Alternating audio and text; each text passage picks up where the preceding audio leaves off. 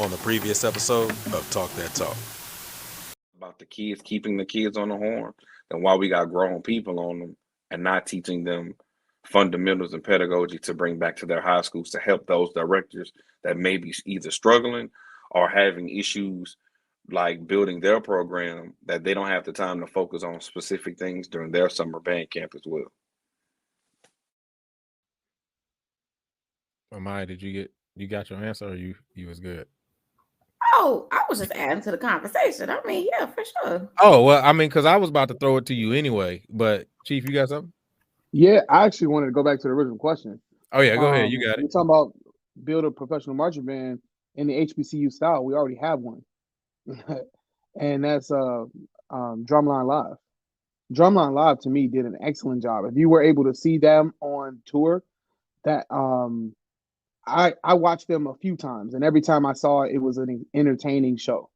And I think if you do a professional band, you have to decide. The visionary, like Rick was talking about, has to decide what the goal of the group is. Is the goal of the group to perform like drum corps or do a competition? Because that's not really an HBC style, because we don't usually do competitions, the adjudicated ones at least.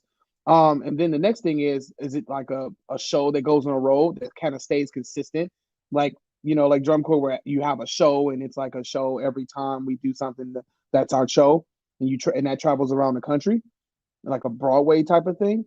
Or is it going to be a band that performs for events, like for special events and something like that? So I think the visionary person has to have an idea.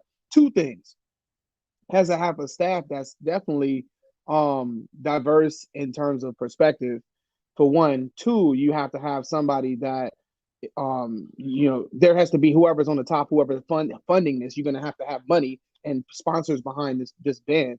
So you're going to have money behind it, and people who have money behind stuff is going to want a certain product. You know what I mean? And I think that product sometimes may come in a with a red bow and a package on it. It has to come a certain way. You know what I mean? Because when you have people's names attached to a type of event, that may create a different lane for the band, other than what we like band heads, like like not necessarily us per se, but just like regular old band heads who like to watch band tapes and see a band creasing, like what I'm saying, just murking on another band. That's not the culture of it all. It would be more of a show than it would be about the musical competition aspect.